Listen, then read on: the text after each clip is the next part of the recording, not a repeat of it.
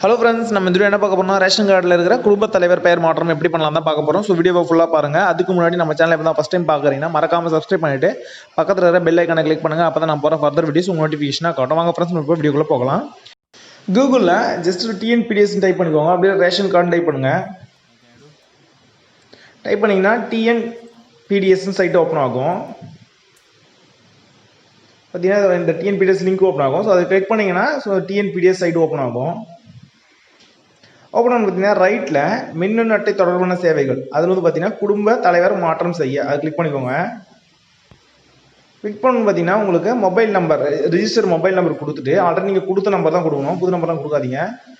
Register number கொடுத்துட்டு capture number போட்டுட்டு பதிவு செஞ்சீங்கன்னா உங்கள் மொபைல் நம்பருக்கு ஒரு ஓடிபி வரும். அந்த ஓடிபி வந்த உடனே மறுபடியும் ரீஎன்டர் பண்ணி பதிவு செய்யணும்னு கிளிக் பண்ணிங்கன்னா உங்கள் டிஎன்பிடிஎஸ் லாகின் ஆகிடும். லாகின் ஆனோடனே ஆல்ரெடி எத்தனை உறுப்பினர்கள் இருக்காங்க, அப்புறம் எந்த அட்ரஸ், அதனுடைய ரேஷன் கார்டு நம்பர்லாம் காட்டும். இப்போ வந்து பார்த்தீங்கன்னா குடும்ப உறுப்பினர் மாற்றம் செய்யணும். ஆல்ரெடி இருக்கிற ஃபோட்டோ நீங்கள் புதுசாக வந்து பார்த்தீங்கன்னா மாற்ற போகிறீங்கன்னா ஃபோட்டோ மாற்றணும்.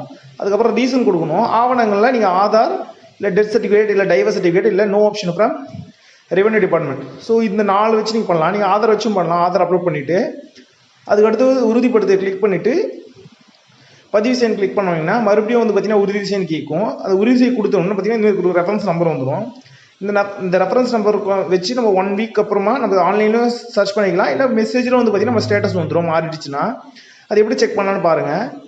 ஸோ இப்போ வந்து பார்த்தீங்கன்னா ரெஃபரன்ஸ் நம்பரை டைப் பண்ணிவிட்டு பதிவு செய்யணும் கிளிக் பண்ணிங்கன்னா உடனே பார்த்தீங்கன்னா நம்மளுக்கு ஸ்டேட்டஸ் காட்டிடும். ஸோ அவ்வளோதான் ஃப்ரெண்ட்ஸ், இது ரொம்பவே ஈஸி. நம்ம ஈஸியாக நம்ம குடும்ப தலைவர் பெயர் மாற்றம் பண்ணிக்கலாம். ஸோ இந்த வீடியோ உங்களுக்கு பிடிச்ச லைக் பண்ணுங்கள், ஷேர் பண்ணுங்கள் அண்ட் மறக்காமல் சப்ஸ்கிரைப் பண்ணுறேங்க. Thank you friends.